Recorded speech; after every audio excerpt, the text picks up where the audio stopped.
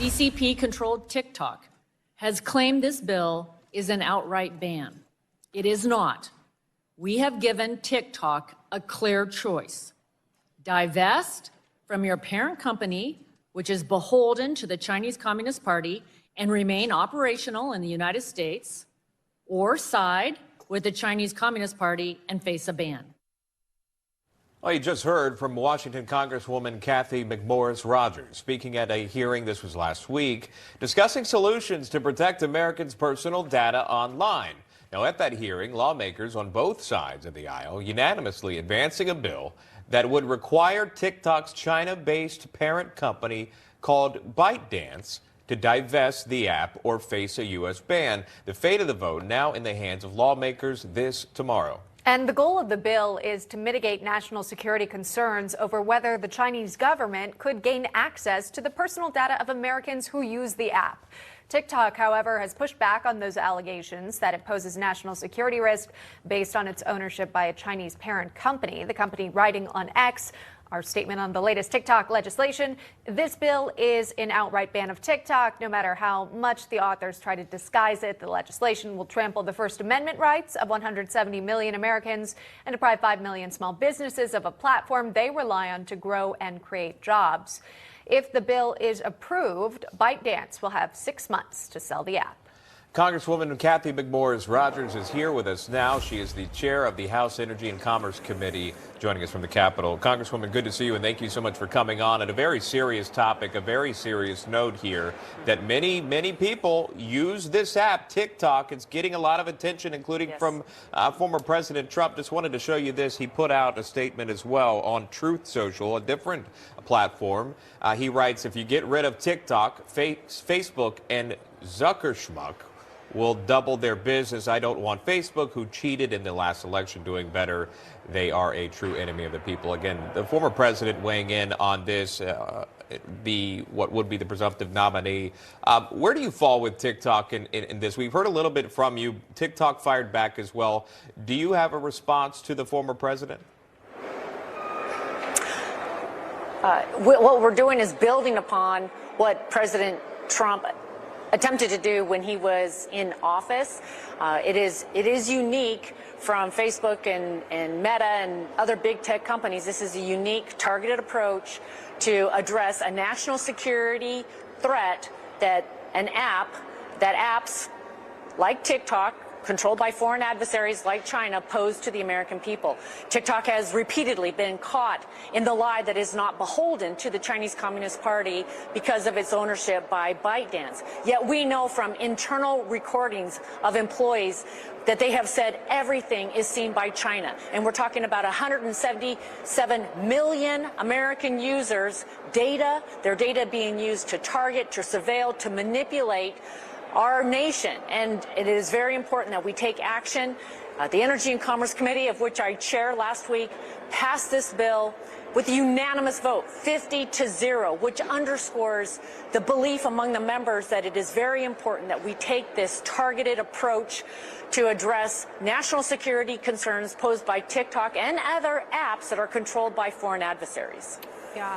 Again, when you've got unanimous bipartisan efforts here to address this issue, it's something to take note of, no doubt about it. But TikTok is firing back and encouraging the user base to also send a message about this potential bill. The Instagram account, TikTok Creators, released a statement. So again, we've got 2 apps now involved, but they say, act now to protect your freedom to create. Share a video expressing what TikTok means to you and how it's positively impacted your life, and use the hashtag #KeepTikTok.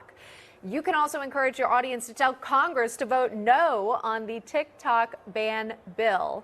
And Congresswoman, some of those opposing this legislation worry it could be an infringement of free speech. Again, it's a way for a lot of folks to get their message out online or perhaps promote a small business. What's your response to that First Amendment concern? This bill is a very targeted approach based upon national security concerns. It does nothing to address content on the platform. This is in response to national security concerns raised by these apps being controlled by foreign adversaries. In the instance of TikTok, they would have a choice to make. They could either remain under the ownership of ByteDance, controlled by the CCP, or they would be forced to divest. They would have to sell TikTok, and it could be bought by someone else in the United States. It could go public. They would have a choice to make. The choice is theirs, but that's where it would lie right now. The choice is up to them. All right, I wanted to play this for you. Last year, the CEO of TikTok, Xiao Chu, went before lawmakers on Capitol Hill saying this: there was no evidence that the company was spying on Americans. We have that. Here's that moment. I ask you again, Mr. Chu, has ByteDance spied on American citizens? I don't think that spying is the right way to describe it. The Chinese government has that data. How can you promise that that will move into the United States of America and be protected here? Congresswoman, I have seen no evidence that the Chinese government has access to that data. They have never asked us. We have not provided. Well, you know what? I find that actually preposterous. Do you care to comment there, Congresswoman? Again, there are those from ByteDance, from those companies in China, or those that may be representative of those CCP ideas that say there is no evidence and that this is harmless. Is there truth to that? We have evidence that TikTok has spied on American journalists through its parent company, ByteDance, and those cases are before the Justice Department now. We know that they are collecting data for purposes of targeting, surveilling, manipulating 177 million users. Even the example last week where they blocked access to the app until you called your member of Congress to say that you opposed it. They could not get on the app. The users could not. That is them using this data to manipulate for their own purposes. And there's other examples that we have. We have many examples where they are using this data. And in the time of AI, data is what drives power and control, and that is how the Chinese Communist Party operates. We know that they use data to surveil and control their own citizens, and we cannot trust the Chinese Communist Party to uphold our American values of freedom or to protect our user data when it's ultimately controlled by the Chinese Communist Party. And Congresswoman, as you know, tens of millions of Americans already have this app downloaded on their phone. So realistically speaking, you know, do you have an American businessman or businesswoman in mind who's going to make this purchase? And then what would happen to those TikTok users if the sale doesn't go through?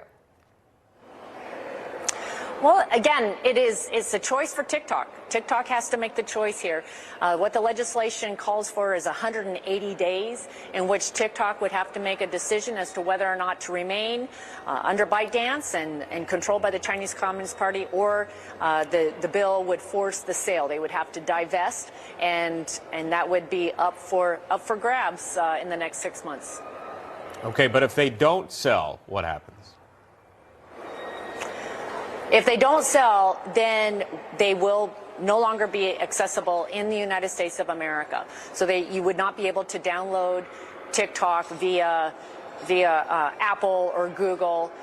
They would not be accessible in the United States of America as long as they are owned by ByteDance and controlled by the Chinese Communist Party.